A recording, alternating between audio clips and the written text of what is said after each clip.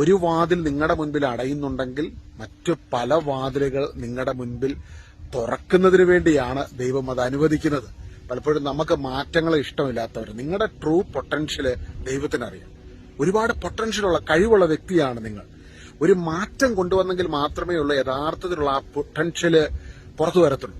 പലപ്പോഴും ചിലപ്പോൾ നിങ്ങൾ ഒരു സ്ഥലത്ത് ജോലി ചെയ്യുക, നിങ്ങൾക്ക് അർഹതപ്പെട്ട ഒരു പ്രൊമോഷൻ അത് ഡിനൈഡ് ആയി. ഇപ്പം നിങ്ങൾ ചിന്തിക്കും, ഞാൻ എല്ലാം റൈറ്റ് ആയിട്ടാണല്ലോ ചെയ്തത്, എല്ലാം കറക്റ്റ് ആയിട്ടല്ലേ ചെയ്തത്. ഒരു എക്സാമിൽ നിങ്ങൾ എല്ലാം കറക്റ്റ് ആയിട്ട്, ഇന്റർവ്യൂവിനെല്ലാം കറക്റ്റ് ആയിട്ട് പെർഫോം ചെയ്തു, പക്ഷെ സംഭവം കിട്ടിയില്ല, ടേൺ ഡൗൺ ആയി. ചിലപ്പോൾ ദൈവം നിങ്ങളുടെ ജീവിതത്തിൽ ഒരു മാറ്റം ആഗ്രഹിക്കുന്നു. അപ്പൊ അതിനായിട്ടുള്ള ലീഡിങ്ങും ഉടൻ തന്നെ കർത്താവ് ജീവിതത്തിലേക്ക് കൊണ്ടുവരും. ഇത് നമ്മൾ ബൈബിളിൽ ഉടനീളം കർത്താവിന് അപ്പസ്തലന്മാരെ കർത്താവ് ഗൈഡ് ചെയ്യുന്നതൊക്കെ ഇത്തരത്തിലാണ്.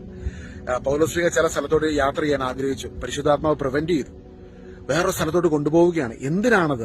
ദൈവത്തിന്റെ വലിയ പദ്ധതികൾ, നിങ്ങളുടെ അനുഗ്രഹത്തിനും നന്മയ്ക്കുമായിട്ടുള്ള വലിയ പദ്ധതികൾ ദൈവം ഇട്ടിട്ടുണ്ട്. ഒരു ഫ്രൂട്ട്ഫുൾ ആയിട്ടുള്ള ഒരു ബ്രൈറ്റർ സീസണിലേക്ക് നിങ്ങളെ ദൈവം എത്തിക്കുവാൻ ദൈവം ആഗ്രഹിക്കുകയാണ്. അതായത് നിങ്ങളുടെ ആ ട്രൂ പൊട്ടൻഷ്യൽ പുറത്തു വരണം. അതിലൂടെ നിങ്ങളും നിങ്ങളുടെ കുടുംബവും നിങ്ങളിലൂടെ അനേകർ അനുഗ്രഹിക്കപ്പെടണം. അതാണ് ദൈവത്തിന് നിങ്ങളെക്കുറിച്ചുള്ള പദ്ധതി.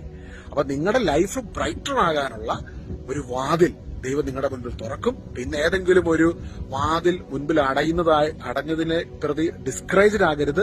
അതിനുവേണ്ടി